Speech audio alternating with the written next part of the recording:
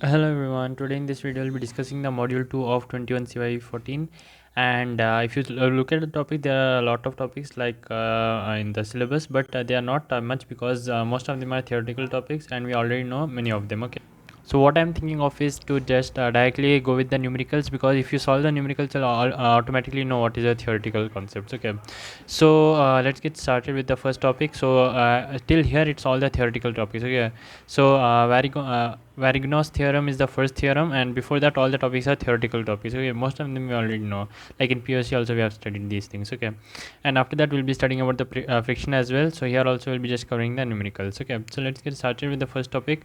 And before starting, if you like this video, hit the like button and don't forget to subscribe to my channel. Okay, so let's get started now about the Varigno's theorem. So what does it state is that the moment of the resultant of two concurrent forces. So it's talking about the moment of what two concurrent forces about any point in the plane is equal to the algebraic sum of the moments of two forces about the same point. So the resultant force moment is same as the individual sums moment. Okay, so if you consider here, the figure is a bit like a complicated one, but let's see what's the thing here. There is a force F1 here, there is a force F2 here. Okay, two forces are there and this is the resultant force of the two forces. Now the moment among the F1 and F2, if we add up, we will get the moment around R. Okay, so how do we do that is, first consider a triangle OCA is this triangle, and in this triangle this angle is theta. Okay, so sin theta will be equal to AC by OC. Okay, AC by OC. OC is nothing but R, so R sin theta will be AC, and AC can be written as it's means divided into two parts, BC plus AB. Now if you consider here, this is theta 1 and this is theta 2. Okay, sorry, this is theta 1 and this is theta 2, and this is F2 here and this is F1 here. So you'll be getting the theta 1 as F1 sin theta 1 and F2 as F2 sin theta 2. So when you write AB as F2 sin theta 2 and BC as F1 sin theta 1 and take out the common term, before that sin theta is also d by x. What is d? D is nothing but the distance from the moment point, which is this point, and this is the x value. Okay, so d by x is nothing but sin theta. Now if you write sin theta as that one and d by x, and means wherever you have like it is theta 1 and theta 2, you can write d2 by x and d1 by x. And if you take common if you cancel the x terms here, and what you remain with is r into d is equal to f d1 into plus f d2. So the individual sums is the total sums moment. Okay, so that is all about the Varigno's theorem. And if they ask you in the exam, write this thing, make this diagram in your own means by your own, and make sure you derive it in the correct way. Okay, so that's all in the Varigno's theorem. The next one is the Lami's theorem. In the Lami's theorem, it states that if three coplanar forces are acting simultaneously at a point in equilibrium, then each force is proportional to the sine of the angle between the two other forces. So what does it mean? If we consider a diagram here, in this diagram there are three forces acting. Okay, one is P, another is Q, another is R. Okay, so these three forces are acting in these directions, and the angle between them is alpha, beta, and gamma. And if you take the means right in the other way, like in the opposite direction with the same amplitude, at that time we get here this angle is same and this is also same, and here is beta, alpha, and gamma. Now here we'll be proving. So proving, we'll be considering which triangle? OAC is this triangle, so we'll be considering this triangle here. Okay, now let me tell you what we actually do here. This angle total is 180, isn't it? That angle is 180. What will be this angle? This angle, it will be nothing but 180 minus beta, right? 180 minus beta will give me that angle. So we have got this angle, which is 180 minus beta, right? So in the same way we will be finding out this angle also. So what is this angle? This angle is equal to this angle. Let me explain you how. Actually this diagram is not as it's looking like, but it's actually like this. Here is the thing, and we have drawn a parallel line. Okay, this parallel to this one and this parallel to this one. Now if you see, if it's parallel and you draw a line like this angle will be equal to this angle, isn't it? That's the same thing I should have made here, but it's not in a correct manner. So this what happens, this angle will be equal to this angle. So if I want this angle, that will be equal to this angle. Now tell me, what is this angle? This angle is nothing but 180 minus alpha, right? This whole angle is 180. If I cut alpha from it, I'll get this angle, right? So this angle will also be 180 minus alpha, and this angle we just found out, it is 180 minus beta, right? So these two angles we'll be trying to find out. Fine, this is 180 minus beta, and this is 180 minus alpha. After we get these two angles, we'll be substituting that in the triangle formula. In the triangle, the sum of all the angles is 180 degree. So here what angle we get, and here what angle we get, and here what angle we get. If we add them up, we'll get the answer as 180, right? So this angle plus this angle plus this angle is 180. So just considering this angle, what we can write is 180 minus this angle. So if I take it as a and take it as b, minus a minus b. Now tell me what is a and b. A is nothing but 180 minus alpha, right? And b is what? 180 minus beta. Fine. So if we subtract these both with 180, what answer we get is this angle, angle CAO. Okay, so angle CO is that answer. Angle CO is 180, means alpha plus beta minus 180 after doing this addition. Okay, after that what we get is means we know that alpha plus beta plus gamma is equal to 360, which are these three angles. The whole means the angle sum is 360 around a point. So alpha plus beta plus gamma is 360, and if we subtract 180 from here and here, what we get is alpha plus beta minus 180 is equal to 360 minus 180. Rearranging the terms, we get alpha plus beta minus 180 is equal to 180 minus gamma. Now by 1 and 2, what we can observe is that this is equal to CAO angle, and what we got here is 180 minus gamma. So what we can write is CO is equal to 180 minus gamma, and applying the sine rule, what we get is OA by sine ACO is equal to AC by sine AOC is equal to OC by sine CO. Basically the division of the opposite angles sine. Okay, so here what you get is P by sine 180 minus alpha, Q by sine 180 minus beta, R by sine 180 minus alpha. But sine 180 minus alpha is equal to sine alpha, therefore for all it applies, you can write directly like P by sine alpha is equal to Q by sine beta is equal to R by sine gamma. Okay, that's the Lami theorem.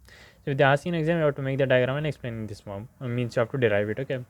So let's see the numerical under this topic. So the first numerical is this one. Here we have an electric bulb weighing 150 Newton, which is supported between a wall and the roof. Okay, so this is the wall and this is the roof and this is the bulb. Okay, and the angle between the bulb and the wall is 45 degree, and the angle between the bulb and the roof is 60. Now here we can apply the Lami's theorem because there are three forces acting, right? And also we have been given that the electric bulb weighs 150 Newton. So the three forces will be acting are these, means after writing the angles here, we will be getting these angles very easily. Just applying the algebraic means the angles laws, we can easily get what are the angles present here.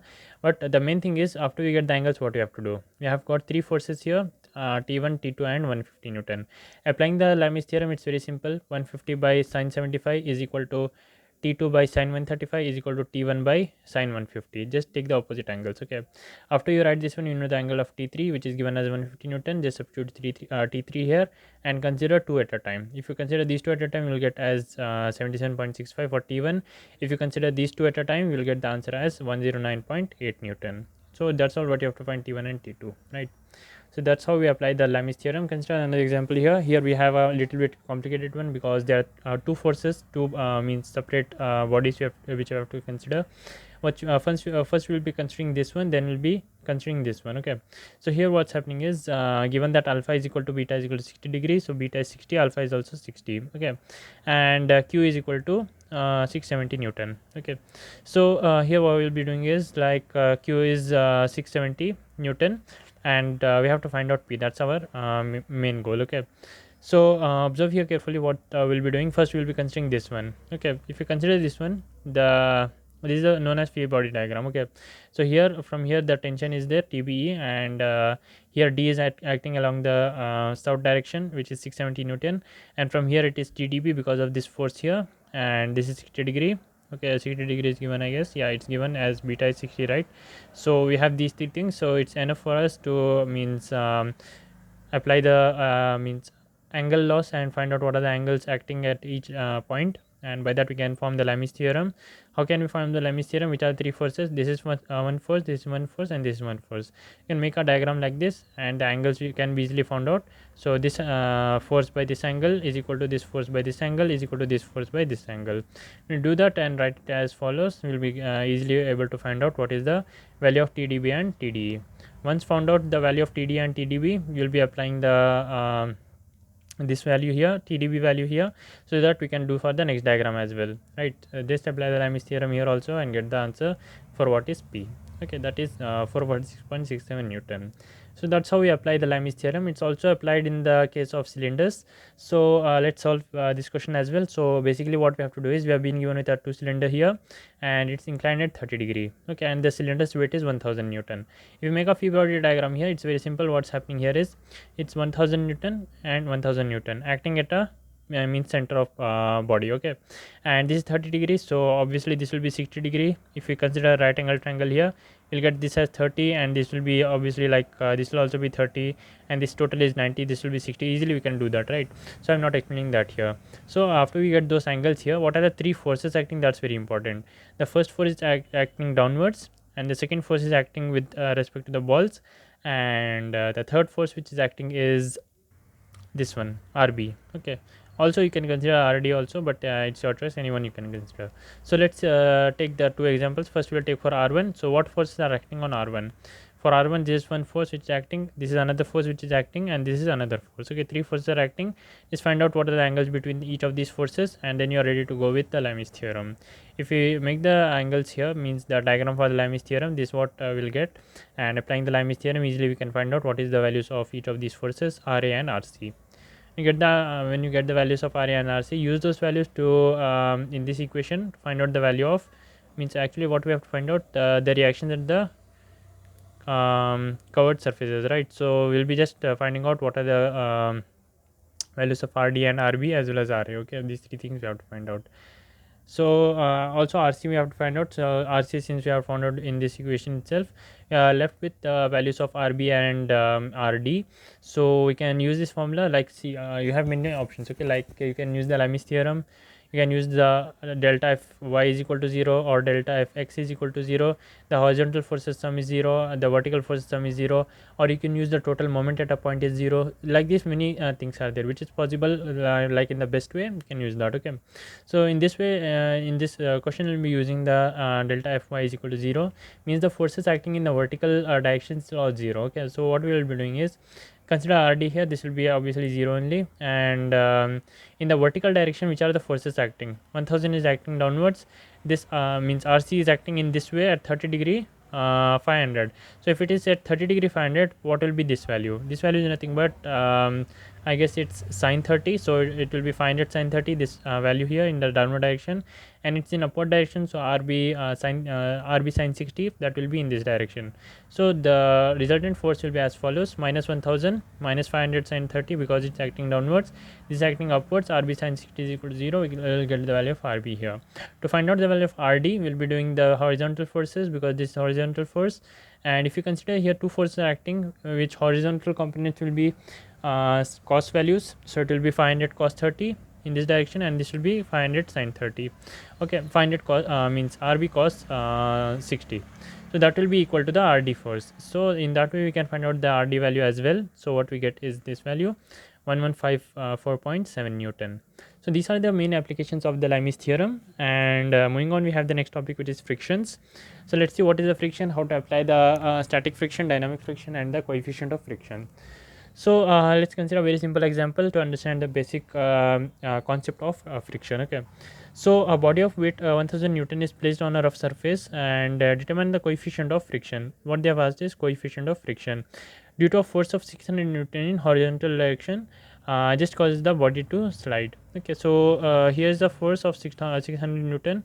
This is 1000 Newton acting on downward direction, and we have to find out how much force we have to apply to just make it move. Okay, in the opposite direction, right?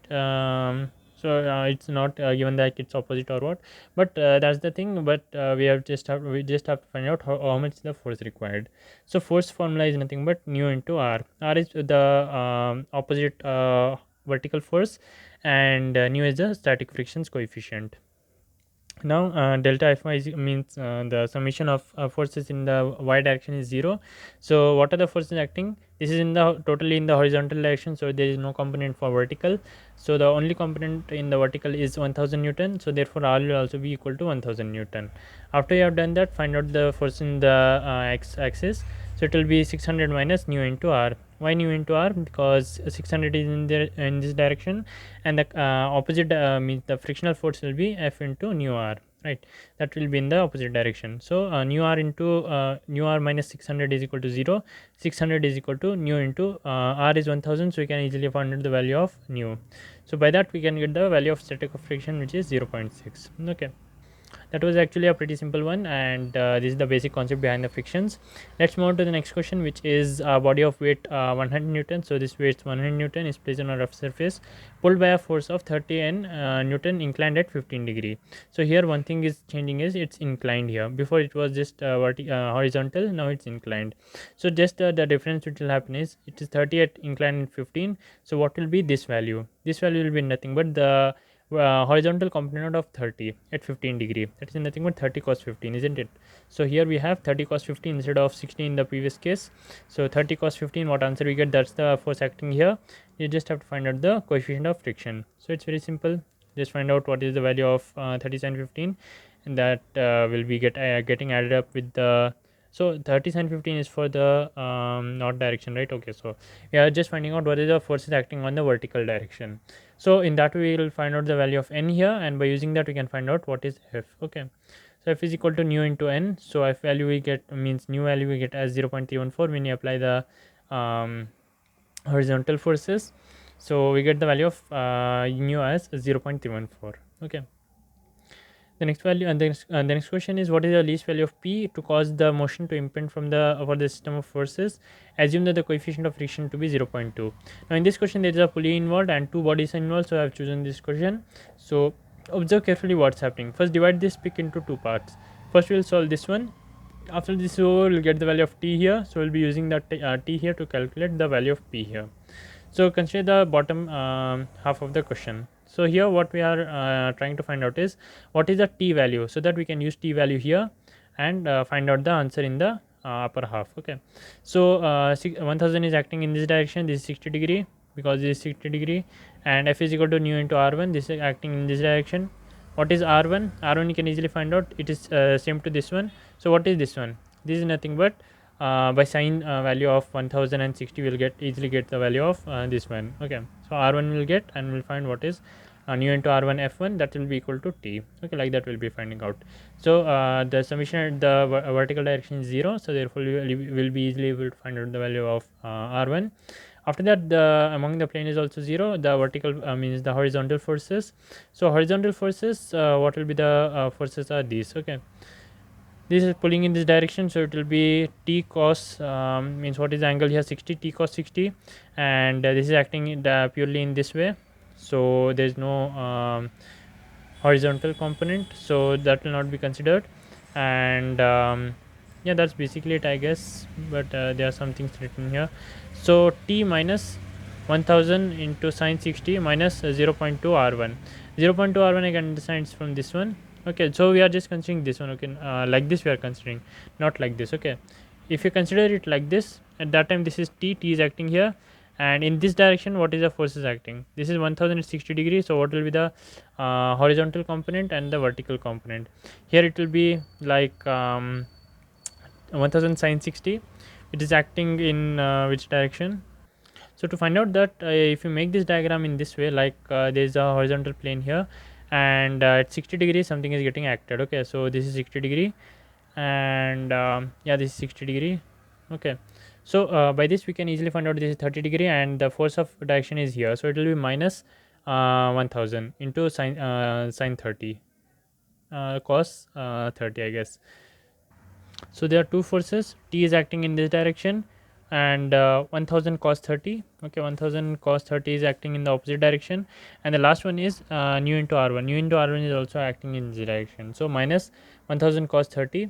But in the actually I have written sin 60 because cos 30 and sin 60 are same, so you can write that as well, but a negative one. Okay, so we'll have the final equation as follows: t in this direction, minus 1000 in this direction, and minus 0.2 also in this direction, that is equal to 0. So t's value is 966.1. we'll be using this one in the upper half, so here it will be 966.1. okay, how is that happening is, we got this value as 966 in this direction, so if this is getting pulled here, it will be obviously pulling back in this means direction, right? So this will also be 966, the same value as of here, so we'll be using that in this direction, this one. Okay, If you make the free body diagram of this one, you'll get 966 here and 0.2 r2 here and 450, and this is the p. So p into what is this value is cos 60, p cos 60 plus minus 0.2 r2 minus 966 is equal to 0. If you do like that, we'll get the answer easily. So what answer we get for p is 1568.77. For that I have done for the fy also, but we'll get the value of r2, so that we can substitute the value of r2 here. Okay, otherwise we won't get the value in the x direction. So first find out the value of y here, and after that when you found out the value of y, I mean r2 here, you'll be using r2 in this equation and to find out the value of p in the x direction. Okay.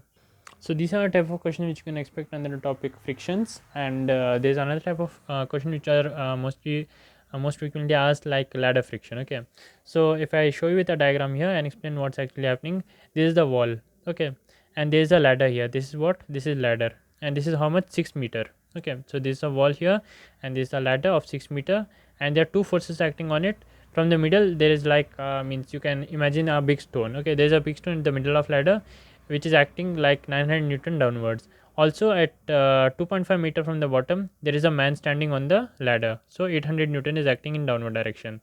Now what we are supposed to find out is what are the forces acting on the contact. Okay, like ra, rb, and yeah, that's it. Okay, and f1 also, I guess. So we'll be seeing how to find out these values. So what we'll be doing is, firstly we'll be calculating what is given to us, like sin 65 is given to us. Okay, this 65 degree it's given. Yeah, I forgot to mention, but 65 degree here. If it is 65 degree, we can easily find out the value of x1 and x2, right? Because if this is 65 degree and this is 2.5 meter, we can easily find out the value of x1, as well as this value is 3 here and this is 65 degree, we can find out the value of x2 as well. After you have found out the value of x1 and x2, you'll be getting like yeah, you can also find out the value of ac. AC is nothing but this one. Okay, because 6 meter, here it's given as 65 degree, and you can easily find out this value. When you find out these values, the further process will be easier. So we have found out that values. Then fy is equal to 0. Fy means the force in the y direction is 0. So what are the forces? 900 is acting downwards, 800 is acting downwards, and in upwards what is acting? rb. So rb will be equal to 900 plus 1 means 800, that is 1700. After you got the value of rb, you'll be using that in the next equation. We want to find out what all next. We want to find out what is ra, and yeah, and the new value. Okay, so ra, how we will be finding out is by using the means the forces in the vertical direction, but also we can use the moments. So this question I have chosen because in this moments concept is there. So how to use moments and find out the answer.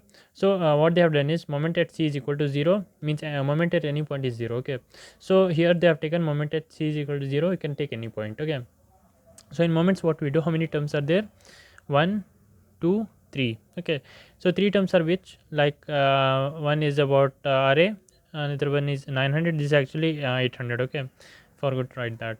So if I calculate the moment among this point, what you have to do is, this is in this way. Okay, means there is one force acting here, and this answer you have, you know, this distance you have calculated, right? And it is acting in this way. This way means if you push it like this, this rod will come like this, right? So it is which direction? Clockwise. Clockwise means positive. Okay, so start from here. These are the forces acting, one force, and this is another force which acting at this direction. This is another force which is acting in this direction. So 3 forces acting like this, and this also acting like this, and this also acting like this, all are positive. So we can find out the moment. If you know the distance, we can find out how much is acting here.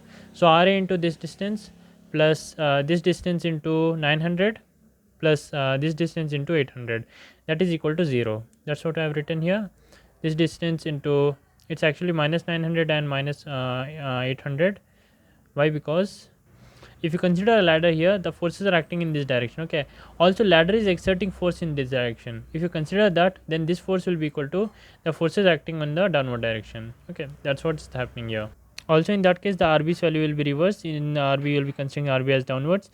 So anyways, what you consider, make sure that it lies within the means the conventions. Okay, so if you change the means what is the default values, you have to change also the method of solving the question. Okay, so here anyways you will get the answer as 366.61 newton for ra. After you have got the value of ra, you can easily find out the value of nu by using f1 is equal to nu into rb. Okay, So if you substitute that formula in the x-axis, Ra minus nu into Rb, so Rb value we know, and the Ra value also we found out. So and here nu is there, nu value will be equal to 0.216. Okay. So these are the main type of questions which are usually appeared, means usually asked in exams. And that's all for this video for the module 1, and thank you so much for watching. I'll see you in the next one.